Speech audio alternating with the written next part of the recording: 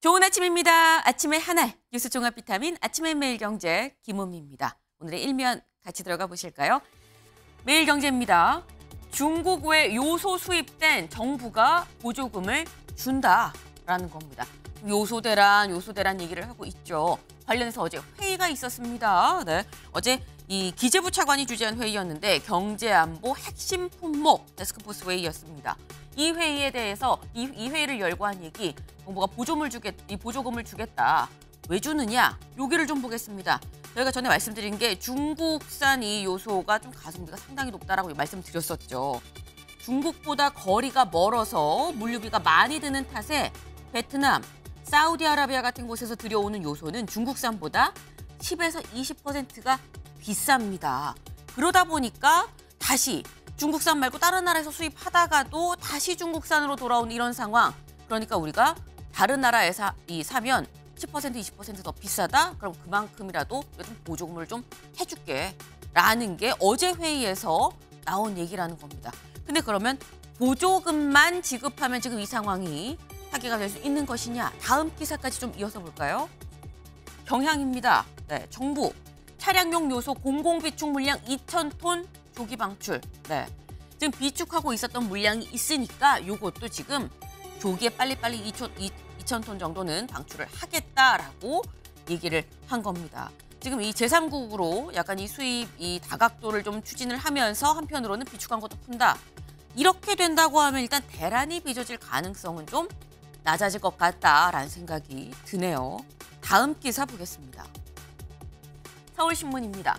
김기현, 인요한 15분 회동. 파국 대신 질서 있는 결별이었다라는 겁니다. 일단 두 사람 만났는데 15분 동안 얘기했다라는 게 제목으로 딱 드러나죠. 15분 생각보다 좀 짧게 만난 것 같은데 라는 생각이 드실 것 같습니다. 15분 만났는데 파국은 아니었고요. 질서 있는 결별이다라고 서울신문 얘기를 했습니다. 근데 이 25분 회동에 대해서 다른 신문은 또 어떻게 판단을 했느냐. 살짝 다른 결이 실린 기사도 같이 보겠습니다. 다음 기사 볼까요? 동아일보입니다. 김기현, 인요한 15분 회동, 역시나 15분이 좀 이례적이다라기 때문에 15분 회동이라고 좀 제목에 넣은 거겠죠. 김, 혁신안 바로 수용 못해. 아까는 파국 대신 질서 있는 결별이었다라는 표현을 썼는데 이번엔 김기현 대표의 멘트를 그대로 실었습니다. 혁신안 바로 수용 못한다. 네, 이 부제를 좀 볼까요? 인요한 생즉사 사즉생, 이 희생이 필요하다라고 얘기를 했고 김기현 대표 이 인 위원장의 공관위원장 요구도 좀 거부를 했다. 혁신이 오늘 사실상 빈손 종료한 거 아니냐라는 얘기가 같이 나옵니다. 살짝 좀 결이 다르죠. 파국은 아니었다라는 게 앞선 이 서울신문의 기사였었는데 동아일보는 이렇게 되면 사실상 파국인 거 아니야 라는 느낌도 살짝 담겨 있습니다. 다른 결의 기사를 저희가 같이 보여드립니다. 다음 기사 보겠습니다. 조선일보입니다. 건폭과 전쟁 1년 144명 전원 유죄입니다. 네, 지금 이 원희룡 국토부 장관이 이 주도로 어떻게 건폭이라고 일명 건폭이라고 표현을 했었었죠. 이 건설 노조 관련해서 폭력배 같은 어떤 그런 행동들을 빗대서 건폭이다라고 얘기를 했었었는데 관련해서 이 원희룡 장관 주재로 4,829명이 사실 입건이 됐었습니다. 4,828명이 입건이 됐고 입건해서 조사해서 기소가 됐죠. 기소되고 지금 1심 판결이 나온 사람만 따졌을 때 144명인데 그 사람들이 모두 유죄로 나왔다라는 겁니다. 그중에서도 49명은 실형을 받았고요. 88명은 징역형 집행유예를 받았다라는 겁니다. 네, 이 얘기는 대체 뭐냐? 정부가 당시에 이 노조와 이 얘기를 하면 굉장히 강경한 태도를 했을 때 이거 좀 노조 탄압 아니야? 노조에서 노조 탄압이다라고 얘기를 했었죠. 하지만 탄압이라고 볼 거는 아닌 거 아니겠느냐라는 게 조선일보의 기사 핵심이 아닌가 싶습니다. 다음 기사 보겠습니다. 한겨레입니다. 법원, 애플 고의 성능 저하 첫 배상 판결. 네, 법원에서 애플이 고의로 성능을 저하를 시켰다 때문에 이건 배상해야 된다라는 판결이 나왔다는 겁니다. 근데 이게 1심이 아닙니다. 2심 항소심 판결이었는데요. 그래서 고법에서 1심을 뒤집고 고지 의무를 어겼다라고 얘기했습니다. 대체 무슨 성능 저하를 얘기를 하는 것이냐? 네, 애플 이 휴대전화가 뭔가 갑자기 전원이 꺼지는 현상이 발생을 했습니다. 그래서 관련해서 이거 왜 그런 건지 애플에서 알아봤더니 이거를 고치려면은 성능을 좀 낮춰야겠더라. 성능을 낮추는 방법으로 전원이 급격하게 꺼지는 현상을 막았다라는 거죠. 그렇게 좀 업데이트를 했다라는데 사용자들은 업데이트라고 하면 성능이 더 좋아지는 걸 기대하지 누가 성능이 저하되는 걸 생각을 했겠느냐라는 겁니다. 고지 의무를 어겼기 때문에 인당 7만 원씩은 배상을 해야 된다라는 건데 일단 이건 첫 배상 판결인 거죠. 그렇다고 하면 지금 애플 휴대전화 쓰는 분들 많을 겁니다. 이 판결로 인해서 줄 소송이 뒤이어질 수도 있겠다라는 판단도 같이 드네요. 네. 다음 사진 기사 보겠습니다. 네, 이 사진. 네. 가운데 윤석열 대통령이 보이고요. 네. 그런데 윤석열 대통령 주변에 있는 사람들의 면면이 모두 재벌 총수들입니다. 효성그룹, 삼성, 네, 여긴 SK. 요 뒤로 보이는 이 사람들도 지금 이 LG, 네, 한화, 지금 뭐 이 현대 등등 다 재벌 총수가 한 자리에 모였습니다. 한 자리에 모인 이 자리가 어디냐? 부산 깡통시장입니다. 깡통시장에 간 윤 대통령과 기업 총수들.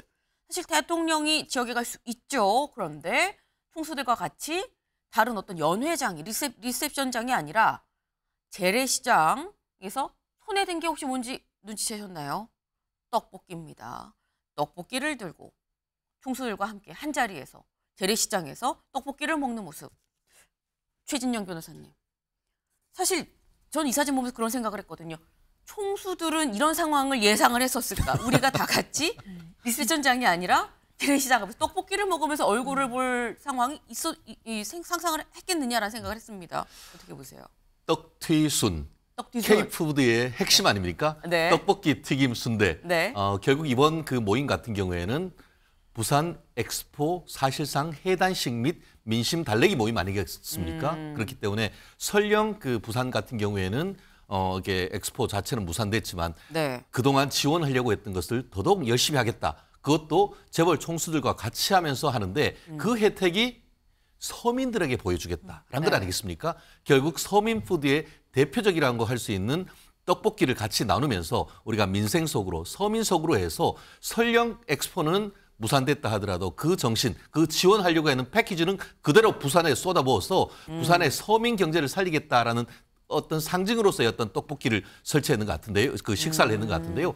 그렇다는 점에서 뭐 좋은 자리에서 스테이크로 코스했는 건 아니지만 오히려 우리가 뭐 자갈치 시장, 네. 국제시장 넘어서 이젠 깡통시장이라는 또 네. 새로운 어떻게 보면 부산의 마케팅 요소를 발견했다는 점에서는 또 부산 시민을 위해서는 또 좋은 모임이 아니었던가 생각을 합니다. 설령 재벌들이 메뉴는 좀 네. 불만이었다 하더라도. 네. 설령 메뉴는 좀 그렇다고 하다. 떡튀순지 K푸드. 정말 글로벌하게 이젠 K푸드가 또 각광을 받고 있는 상황 아니겠느냐. 떡볶이로 또 이걸 또 표현을 했다라는 말씀을 하셨습니다. 이 자리가 말씀처럼 좀 부산 엑스포 지금 유치는 실패했지만 하지만 우리가 그동안 하려고 했었던 그 부산 관련 사업은 하겠다라는 취지에서 네, 이 모인 자리입니다. 사실 그전엔 부산 이즈 레디였었죠. 근데 어제 윤 대통령 부산 이즈 비기닝이다 라는 얘기를 같이 했습니다. 네. 총수들이 한 자리에 떡볶이를 먹는 모습 상당히 이례적인 오늘의 사진 한 장입니다. 네. 오늘은 저희가 어제에 이어 다시 한번 또 비타민 E를 섭취를 해야겠다. 요즘 독감 걸리신 분들 많아요. 비타민 E 같이 좀 섭취를 하셔야 될 것 같습니다. 기사 같이 볼까요? 네. 오늘의 비타민이 이겁니다. 고물가에 삼겹살 송년회도 부담. 중국집 찾는 직장인들입니다. 네. 지금 사실 상당히 고물가 상황에서 연말이 됐습니다. 송년회를 해야겠죠. 송년회 뭐 회사에서도 아니면 다른 모임에서도 너도 나도 송년회를 한다고 하는데 문제는 상황이 그냥 상황이 아니라 고물가 상황이다. 지갑 사정도 같이 좀 고려를 해야 되는데 여길 좀 보겠습니다. 10명이서 만약에 모인다고 할 때 송년회 예상 비용 삼겹살집에서 모이면 삼겹살은 그래도 10명인데 20인분을 시켜야 되는 거 아니냐. 요즘 1인분이 200g이 아닙니다. 180g에서 150g까지 내려간 것도 있어요. 1인분만 먹을 수가 없죠. 2인당 2인분은 먹어야 된다. 삼겹살 20인분을 시키면 36만 원입니다. 여기에 소주 5병, 맥주 10병 하면은 7만 5천 원. 근데 이것만 먹느냐? 마무리로 된장밥도 먹어야 되죠. 된장밥 10인분 하면 또 5만 원. 그럼 48만 원이다. 중국집은 어떠냐? 요리 4개, 10명에서 요리 4개 하고 소주 5병, 맥주 10명 똑같이 갑니다. 그게 7만 5천. 술값은 똑같아요. 하지만 여기 된장밥을 먹었으면 여기는 또 짜장면을 먹어야 됩니다. 짜장면 10인분 10만 원이더라. 중국집은 35만 5천 원. 48만 5천 원과 35만 5천 원. 네, 무려 13만 원 차이가 나죠.